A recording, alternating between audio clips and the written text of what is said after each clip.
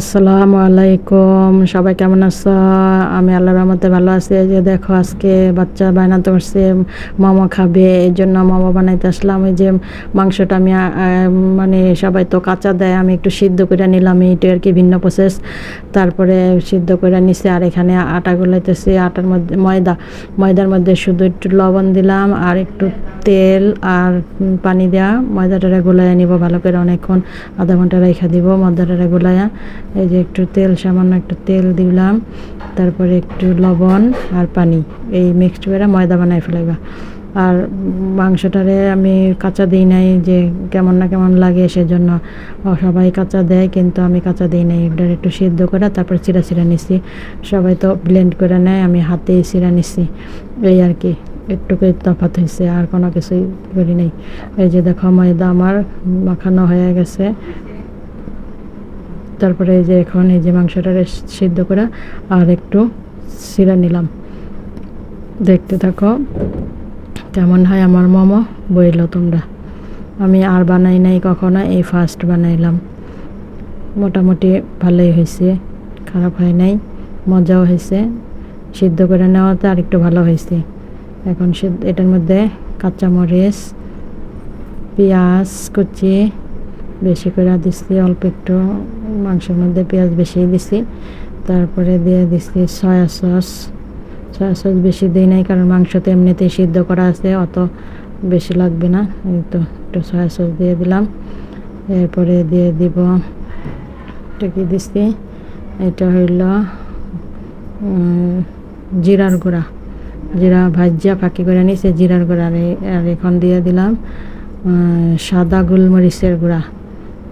গোলমরিচের গুঁড়াও দিচ্ছি সামান্য, 1 টেবিল চামচের মতো। আর একটু দিলাম আদা রসুন বাটা, আর দিয়ে দিলাম লেবুর রসটা দিচ্ছি।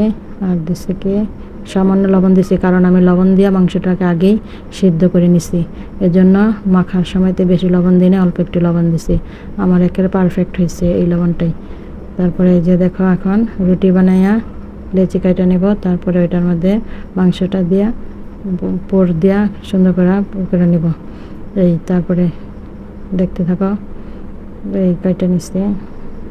প্রথম একটু হয়, আমি আর বানাই নাই কখনো, এই যে বানাইলাম প্রথম। দেখো তোমাদের মতো হয়েছে কিনা।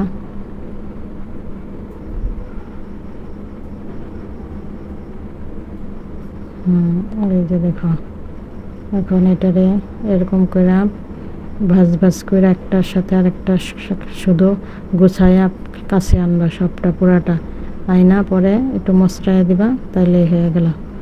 এই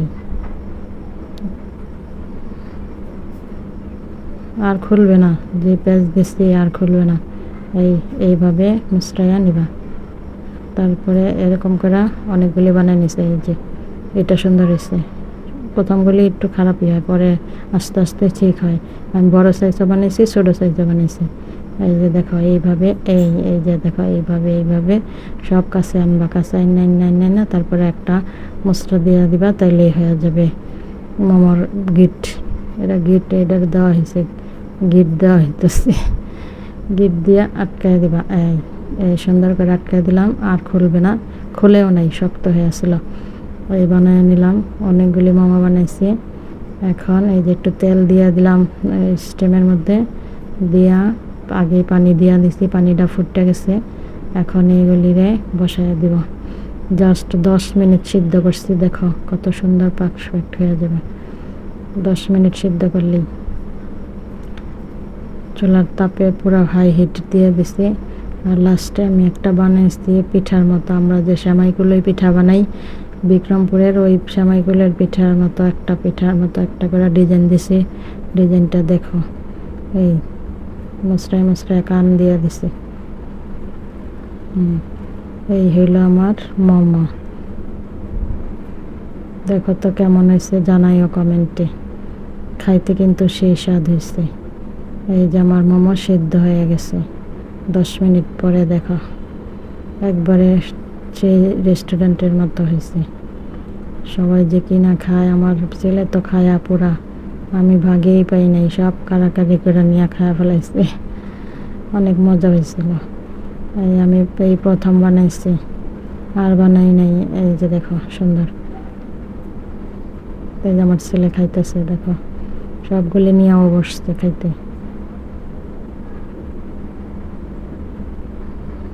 সেই সাথে কথা বলার টাইম নাই, এইভাবে খাওয়া শুরু করছে। আসসালামু আলাইকুম, সবাই ভালো থাকো।